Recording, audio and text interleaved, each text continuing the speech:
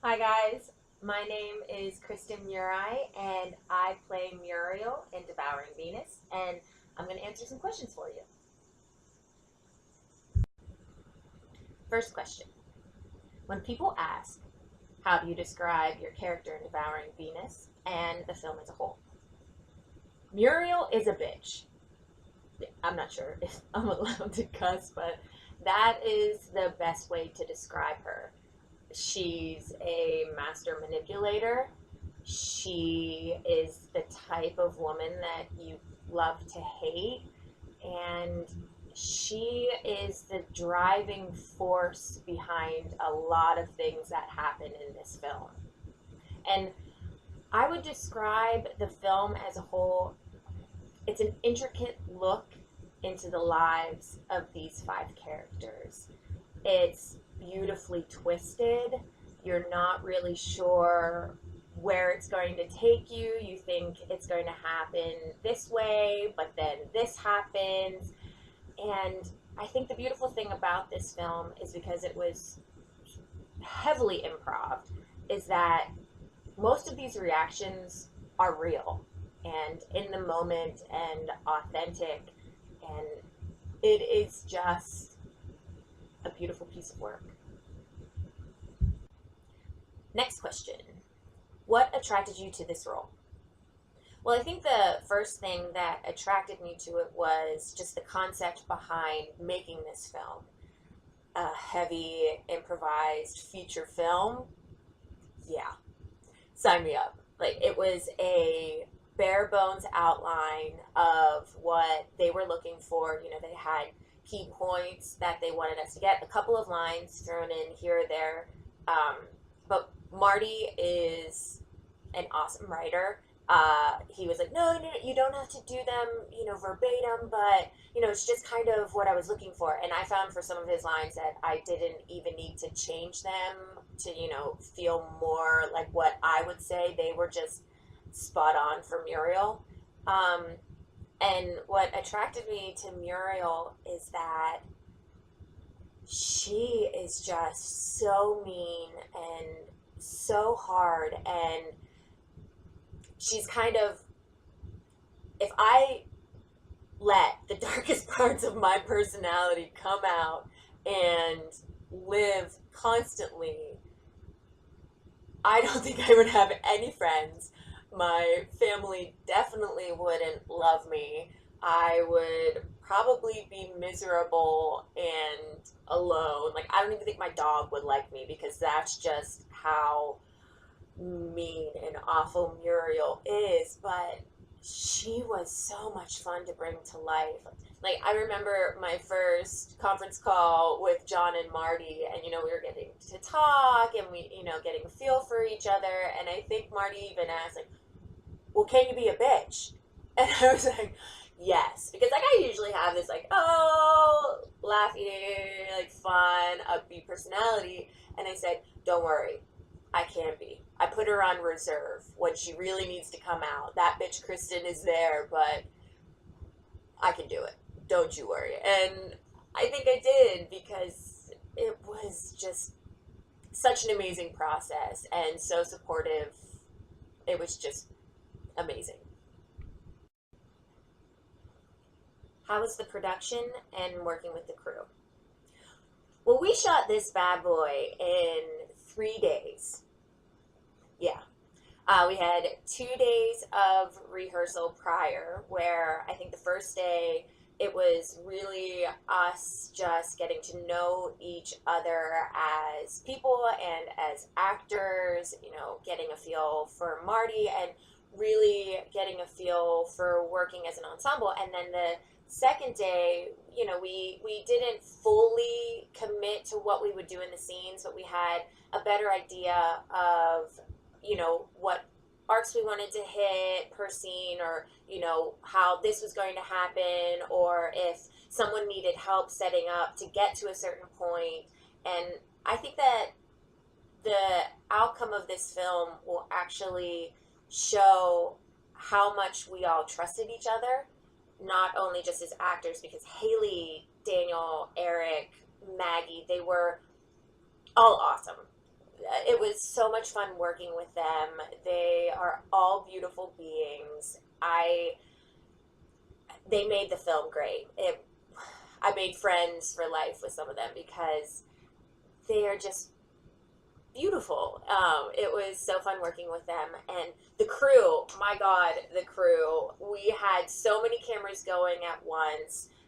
Our producers, John and Tracy, they were total rock stars. Our AD, Ashley, like, she was just superwoman. She was everywhere as far as, keeping tabs on the script outline to make sure that we were going in the right place. Like Craig, our sound guy, there was a car scene where we loaded cameras in the back seat, and it was me and Brian Daniel, who played my husband, in the front seat, and we put poor Craig in the trunk with all of this sound equipment to record everything. The crew were awesome. They were so hardworking. We had just such a great experience. We shot up in a house in Pleasantville, New York, upstate. It was just a beautiful location, and it fit perfectly for the script. It probably, I know this is a bold statement, but it might be one of my favorite sets I've ever been on. It was really an outstanding experience. Your background in TV and theater is quite impressive. Hey, thanks. Were there any lessons from those areas you brought to this role? I think a lot of actors use any role they've played in the past to bring to their current roles. You really learn what worked for you on set, what worked for you as a performer, what worked for you as a person, and I know for me personally, every character that I've played, every role that I play is still a part of me. Some lessons. I live for indie films. I just like the process. I think they're just fun, from production to post to the actors to the crew.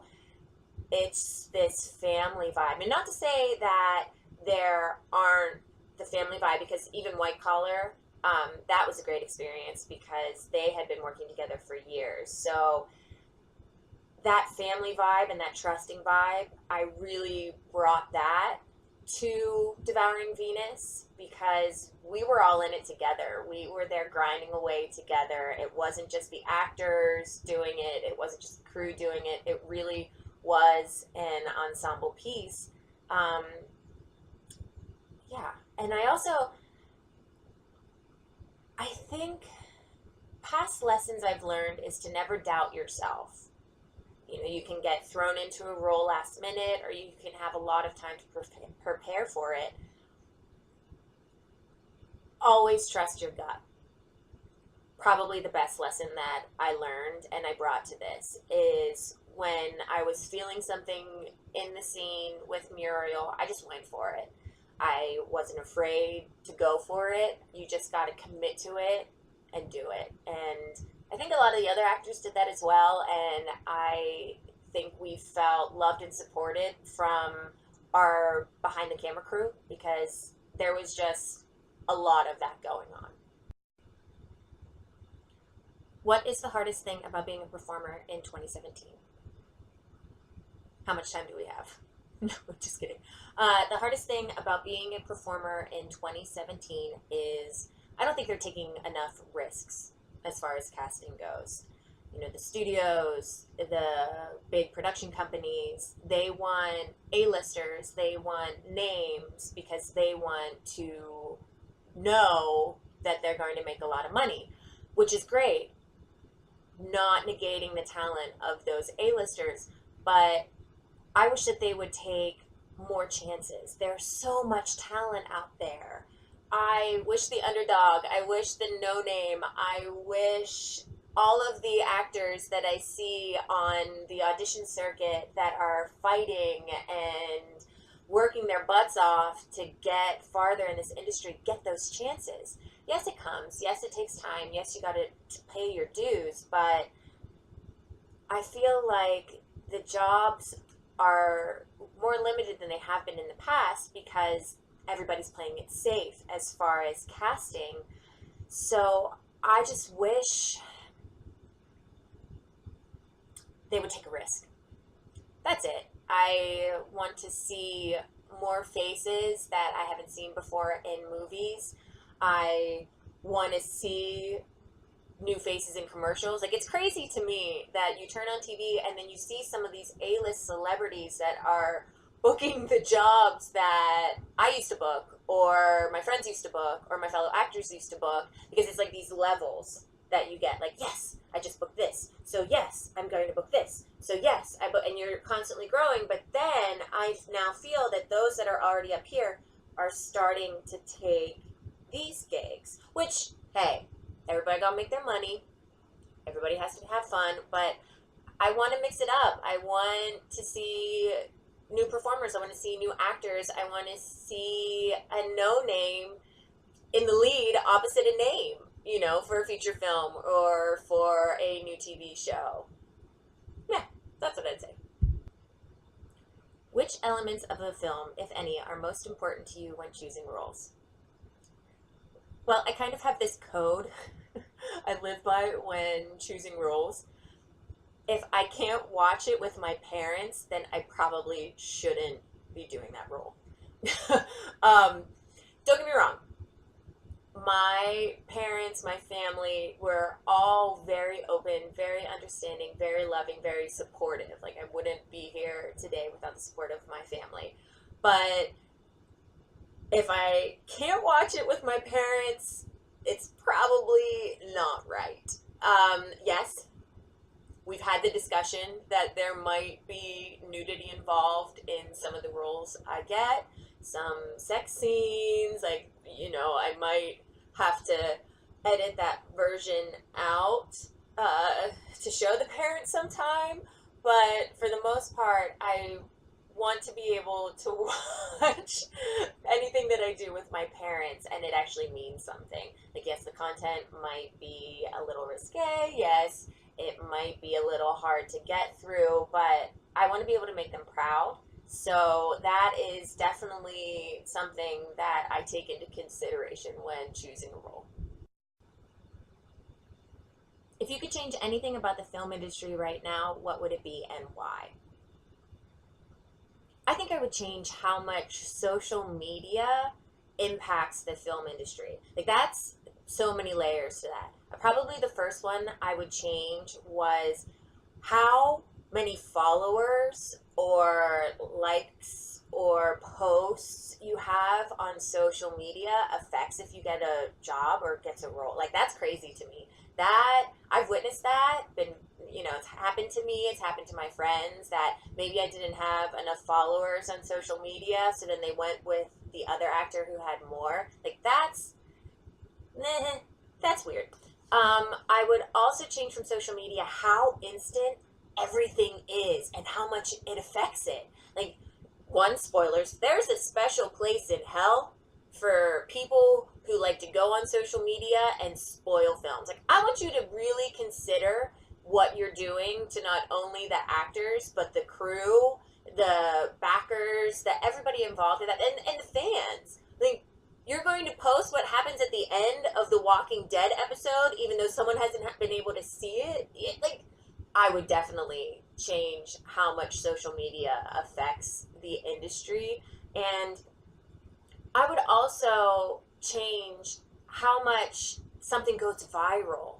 You know, how much that affects something. Like, people are so afraid to do anything now, or, you know, because you have to be so PC and you have to be so careful, because anything you say, anything you do can be instantly nabbed, instantly taken out of context, blasted everywhere, and can really have either a damaging effect on people, or, I mean, it might have a positive effect, which is a good thing about it. But, I mean, let's be real.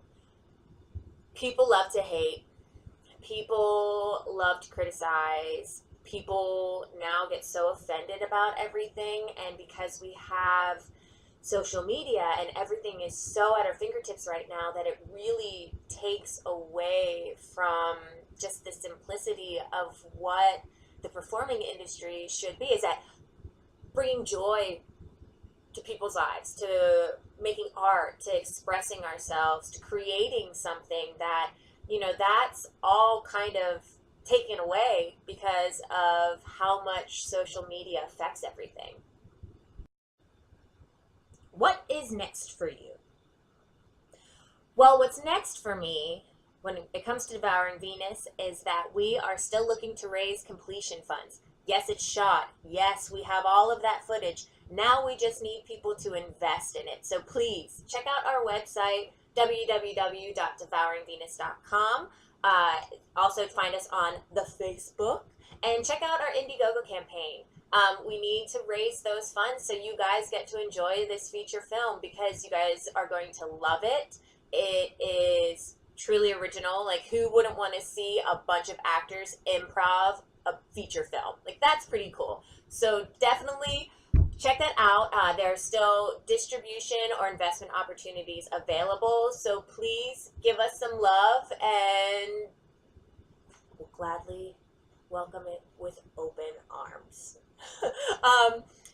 As far as it goes on my next project, I'm currently working on the series Absent Witness. It is about the psychic medium, Carl Petrie, and everything that he has gone through in his life. It is a fascinating story based off of a true guy, a true life story. I play Dr. Hanlon. She is a paranormal psychologist, which is totally cool and totally fun to tap into that aspect because I am so fascinated and